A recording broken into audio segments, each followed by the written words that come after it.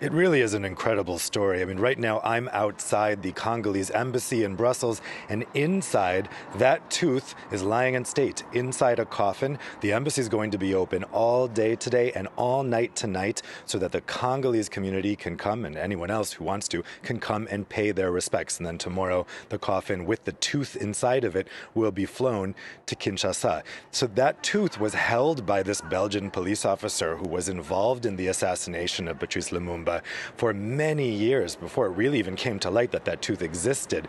And then even once it came to light, it was really hard for the Justice Department here to get its hands on the tooth. And then it was hard for Lumumba's descendants to get the tooth. And as Belgian Prime Minister Alexander De Croo said this morning, this is really coming very, very late when you think about that. Assassination took place more than 60 years ago, and it took that long to get this remnant. And the only reason they have the remnant is because this police officer wanted to keep the tooth as a kind of gruesome souvenir. He was charged to completely destroy Lumumba's body by burning it in acid, but he kept this one gold-covered tooth.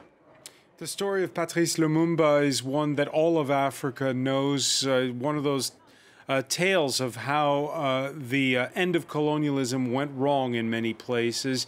It's a highly symbolic moment, but it's also politics that are involved here as well. You heard in that report the words of praise by the current Congolese Prime Minister for his Belgian counterpart having owned up to his country's responsibility.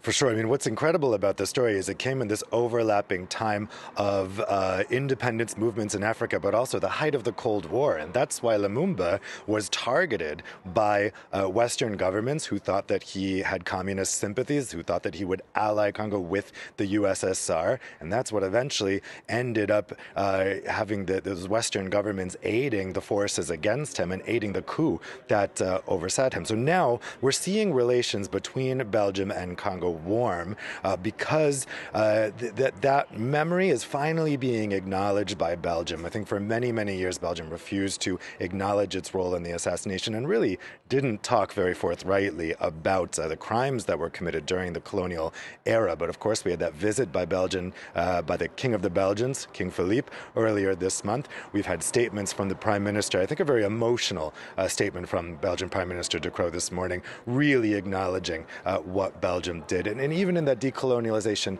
period, Belgium's complicity with forces that were trying to actually undo Congolese stability. And so this is coming at a time when relations between the former colony and its former colonial power are warming. And this is all part of, I think, that effort to try to get those ties back on track, or kind of on track for the first time. It does seem to be working, though. As you mentioned, we heard from the Congolese Prime Minister some warm words about the handover. So I think this is a pretty good point for Belgian relations with the DRC. Let's see if it stays that way.